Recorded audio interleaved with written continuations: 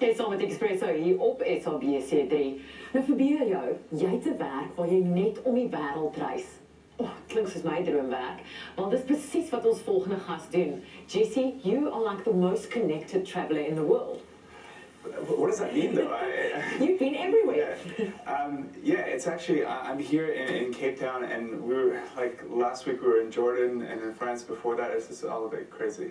So what do you do that you travel around the world like this? Well, the world's most connected traveler came out of a competition that I won last year in Denmark, and basically that was the brief, to find the world's most connected traveler, to come to Denmark and kind of show the tourism industry how travelers travel today. So with, like, using all the different tools and stuff. So. And talking about travelers today, how has traveling changed and travelers changed in the last couple of years? Well, I think the equipment that people travel with now is completely different. I mean, you go to any tourist, even a tourist site, even here in Cape Town, and you see like people with like SLR cameras, and it's not just Japanese tourists; it's like everybody. No, that's just everyone just uses that, but it's not true. Everyone travels with big cameras. Yeah, it's absolutely amazing now what the type of content and the type of videos and photos that people are producing. So. Now, I've heard you haven't experienced winter in the last 6 years. You've just had continuous summer for 6 years. I have, actually. I grew up in Toronto, in Canada, and the winters are like minus 25. How cold does it get here? We laugh when it gets like 12. Yeah, I know, people freak out about that. Yeah, Yes. I remember it easily being like minus 25, minus 30 sometimes. And like Toronto has like the largest underground tunnels in the world, so you can go from like one city to like the next without ever having to go outside. Oh, that's bad. It's great, yeah.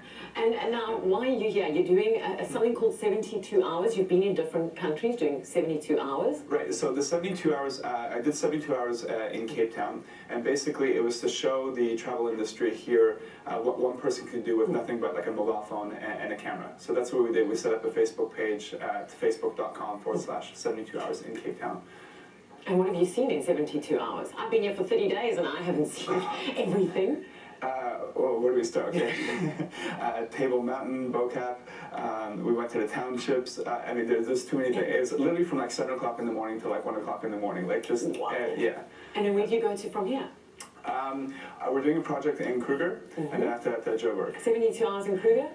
I'm not allowed to talk about it just yet, but... And Josie, because that's where I'm from. Yeah, it's actually my first time in Africa, first time in South Africa. I've been completely blown away. Well, you're going to be so busy in Johannesburg. There's so much to do. I can't wait. I was actually supposed to go back home yesterday. Yes, why did you extend your trip? I'm loving it so much, actually. Because I travel quite a lot, I get to see a lot of different places and all that, and I think this is kind of one of the first places where I've actually felt the people are really cool and really nice. Of course, yes. Yeah, and... Wait till you get to Joburg. It's even cooler. I can't wait, actually.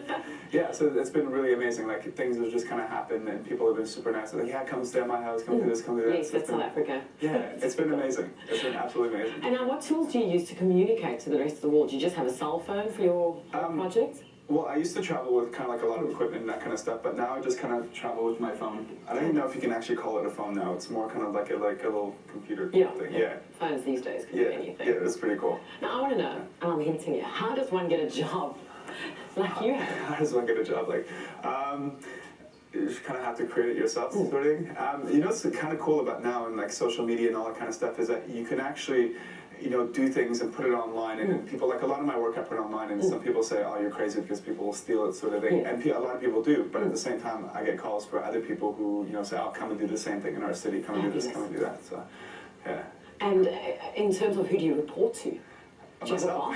boss? You don't have a boss? I don't have a boss. So your traveling is just for you and showing people how to get creative Yes. in terms of advertising their city. That's it, yeah. When you leave South Africa, where to next? I'm going to go visit my family back home. I'm an only child, and my mom, that's the only downside about traveling a lot, is my mom gives me a hard time for not being at home that often. So you've never been at home for Christmas?